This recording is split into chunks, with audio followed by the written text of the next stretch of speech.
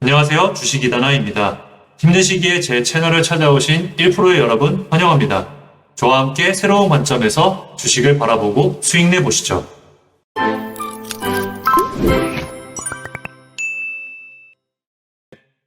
오늘은 12월 4일 일요일이고요. 12월 5일부터 9일까지 다음 주 한 주간 어떤 종목이 주목할 만한지 스크리닝 진행하도록 하겠습니다. 먼저 지난 한 주간 코스피 코스닥 양상을 보려고 하는데요. 보시는 것처럼 코스피의 경우에는 제일 중요한 21선을 지지해주는 양상을 보이고 있습니다. 월봉상으로도 지금 5년 선격인 61선을 좀 돌파를 못하고 아래로 떨어지는 양상인데, 그래도 전반적인 월봉의 양상을 봤을 때는 저점을 찍고 다시 상승을 하려는 추세 전환을 도전하고 있는 양상으로 보여집니다. 코스닥의 경우에는 코스피보다 훨씬 더 21선 위에서 지지가 되는 양상을 보여주고 있고요. 지난 한 주간 61선을 21선이 돌파한 이후에 완연한 상승 추세로 접어들기 위해서 노력을 하고 있고, 코스닥의 경우에는 5년선까지 아직 800포인트까지는 좀 멀게 있지만 코스피와 마찬가지로 V자 반등을 보여주려 하고 있는 양상입니다. 첫 번째, 제주은행입니다. 제주은행은 3분기 영업이익이 68억이 나와서 금년도 동기 대비 역성장을 했음에도 불구하고 지난 한 주간 매각설로 인해서 보시는 것처럼 큰 폭의 상승을 나타냈습니다. 현재는 스팸 관여 과다라는 항목으로 투자주 용목으로 지정됐다고 하네요. 보시는 것처럼 외인과 기관의 쌍끌이 매수세에 힘입어 지난 화요일 1170억, 수요일에는 1110억, 시총이 3,500억인데 상승 중에 있습니다. 특히 프로그램 매매가 순매수로 보시는 것처럼 계속 잡히고 있는 중입니다. 월봉상으로 보시면 지금 전고점 근처에 있는 것으로 보여지는데요. 다음과 같이 만원에서 13,000원대 신고가 근처에서 지금 매물대에서 부딪히고 있는 양상입니다. 만약 이 구간을 잘 지지하고 뚫어주게 된다면 적어도 만원의 라운드 피겨 구간을 지지를 잘 하고 나아가게 된다면 적어도 13,000원까지는 상승하지 않을까 전망해봅니다. 다음은 미스터 블루입니다. 지난 11월 28일에 시가총액이 1,800억인데도 불구하고 1,000억의 거래대금이 터졌습니다. 웹툰 웹소설 관련주로 전년도 동기 대비 매출이 50% 정도 증가했다고 합니다. 보시는 것처럼 분기로 보면 전년도 9월에는 영업이익이 22억이었는데 올해 3분기에는 33억으로 11억, 즉 작년도에 50% 매출이 증가하였습니다. 1년 성격인 241선을 지난 한 주간 거래량과 함께 강하게 돌파했고, 그 이후 거래량이 줄어들었음에도 불구하고 지속적으로 상승 중에 있습니다. 월봉상으로는 장기 하락의 추세를 끝내고 거래량이 동반되면서 상승 추세로 돌아서기 위해 노력 중에 있습니다. 미스터블루의 경우 7,600원대의 저항을 현재는 돌파하지 못하고 있습니다. 그래서 이 지점을 뚫어주게 된다면 그 다음 구간이 올 지점이네요. 8,700원, 8,800원까지는 좀 무난하게 상승 후 또 저항을 맞거나 그 다음 9,900원 넘어서 만원까지의 상승을 보여줄 수 있지 않을까 생각해봅니다. 7,600원대의 저항이 돌파되는 모습이 중요하겠네요. 다음은 코퍼스 코리아입니다. 코퍼스 코리아는 앞서 말씀드린 미스터 블루와 함께 최근 재벌집 막내 아들이라는 드라마가 흥행함에 따라서 K 콘텐츠 관련주로 상승한 양상을 보여주고 있습니다. 지난 11월 25일에 1,100억 원대의 시총의 절반 이상인 680억 원 가량이 터지며 상한가로 마무리를 했습니다.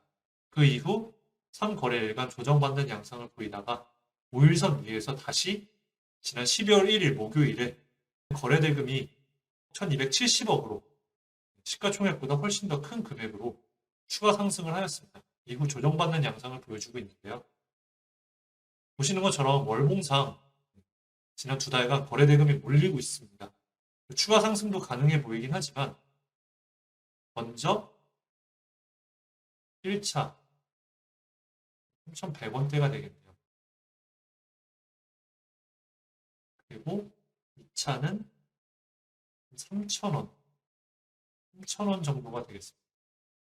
요 부분에서의 과거 돌파점들이죠.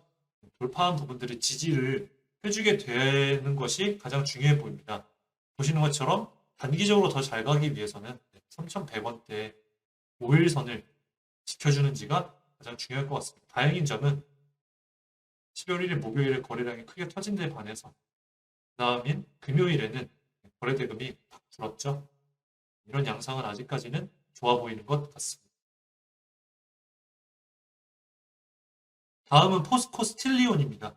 포스코의 철강 부문 계열사고 최근 민주노총을 탈퇴했다는 이슈로 인해 노조 파업 등의 불확실성이 사라졌다고 합니다. 이를 시장이 호재로 받아들인 것 같습니다. 지난 11월 30일 올 한 해 통틀어서 거의 역대급 거래량이었던 450억 원가량이 터졌습니다. 그러면서 상한가로 마무리가 됐죠. 바로 그 다음날은 더 큰 거래량이 섰는데요. 무려 1250억 원. 거의 시가총액의 50%는 터지면서 이 241선, 1년선이 241선을 돌파해줬고요. 지난 금요일에는 조정을 받으며 다행히도 241선 위에서 마감하는 양상을 보여주고 있습니다. 포스코 스틸리온 또한 월봉상으로는 이제 상승 추세 전환을 하고 있는 모습을 보여주고 있지만 단기적인 추가 상승을 보여주기 위해선 241선을 잘 지켜내는지 그리고 월봉상 지지점인 월봉상 때의 지지점이 37,000원, 38,000원을 잘 지지해주는 양상을 보여주는지가 중요할 것 같습니다. 다음은 EM플러스입니다. 네, EM플러스는 보시는 것처럼 아주 이상적인 이동평균선의 정배열의 모습을 보여주는데요. 이 정배열은 우상향 추세로 들어섰다는 것을 의미하기도 합니다. EM플러스는 자체 개발한 광열 소재, 광열 개필러 제품이 국내 2차전지 대기업의 공식 벤더로 등록되어 있다고 지난 11월 28일에 밝힘에 따라서 보시는 것처럼 30일에 거래대금이 무려 2,360억 원이 터졌습니다. 월봉상으로 보셔도 이 어마어마한 과거 대비 어마어마한 거래대금이 들어온 것을 볼 수 있습니다.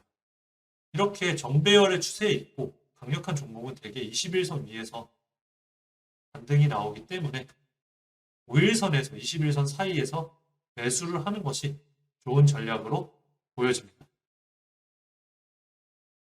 다음은 탑머티리얼입니다.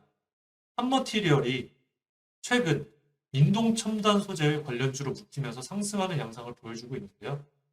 인동첨단 소재의 경우 현재 코스피와 코스닥에 상장되어 있지는 않지만 볼리비아와 130조 원 규모의 리튬 조각권을 확보했다는 소식이 들리면서 이 인동첨단 소재 관련주들이 상승하는 양상을 지난 한 주간 보여줬는데요. 특히 지난 금요일 거래대금이 무려 2,350억이 터졌습니다. 시가총액이 3,700억인데 2,350억의 거래대금이 터졌다는 것은 굉장히 주목할 만한 점인데요. 일봉상으로 먼저 지난 5거래일 동안은 하락을 했었는데 그러면서 21선 아래로 내려왔죠. 이 21선 아래에서 다시 상승하는 추세 전환된 모습을 보여주고 있습니다. 무엇보다 이 지난 금요일에 분봉 양상을 봤을 때는 상승할 때 대비 거래량이 하락할 때는 좀 적은 것을 보여주고 있어서 차주에 추가 상승할 가능성이 있다라고 보여지는데요. 보시는 것처럼 지난 금요일에 프로그램 매수도 13억 순매수로 마감을 하는 모습을 보여주고 있습니다. 따라서 눌림목 근처인 21선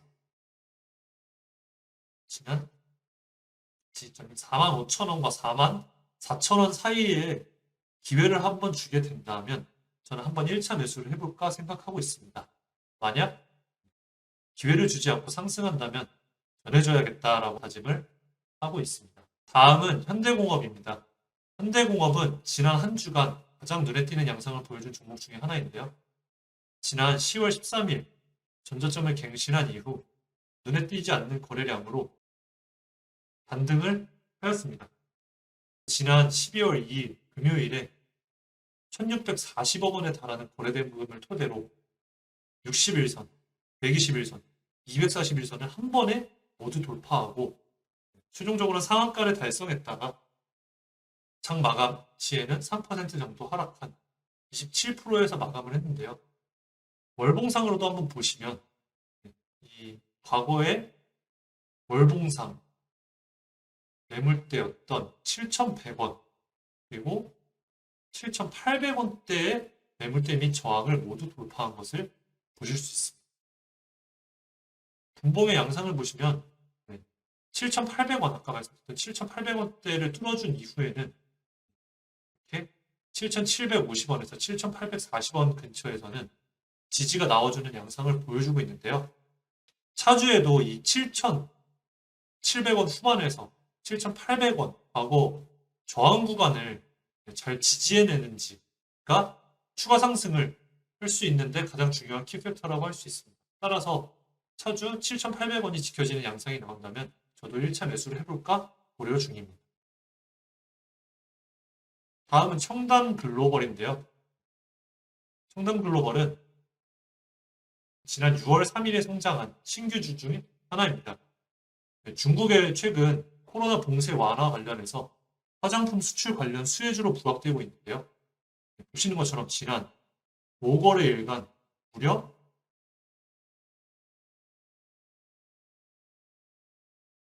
약 30%가량이 상승한 것을 보실 수 있습니다. 특히 일봉상 과거 고점이었던 이때와 이때의 정고점들을 모두 돌파하는 모습을 보여주고 있고요. 이평선들도 역배열 상태에서 정배열로 추세 전환이 되고 있는 좋은 모습들을 보여주고 있습니다.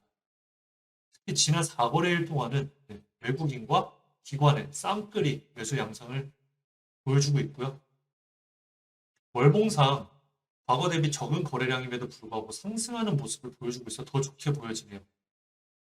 이전 저항과 지지 영상에서 설명드렸던 것처럼 강한 지지점인 만원대 라운드 피겨 구간을 어떻게 지지해 주는지가 가장 중요한 양상일 것 같고요.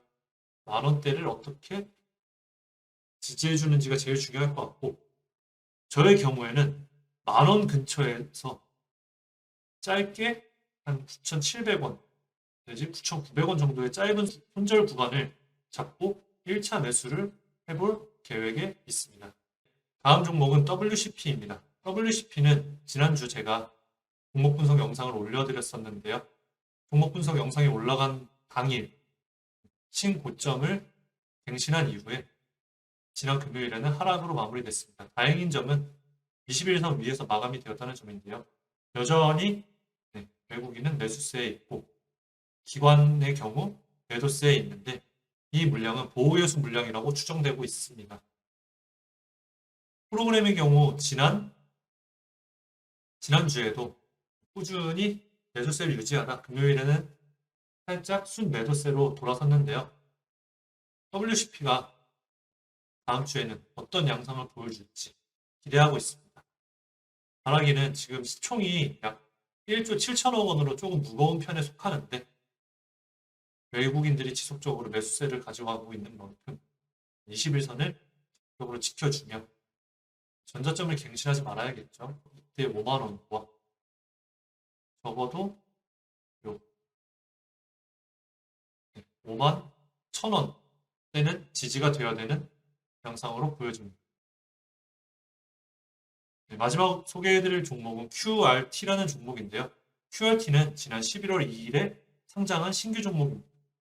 지난 5거래일간 꾸준한 상승을 보여줬는데 지난 금요일에는 무려 12.68%의 상승을 보여주었습니다.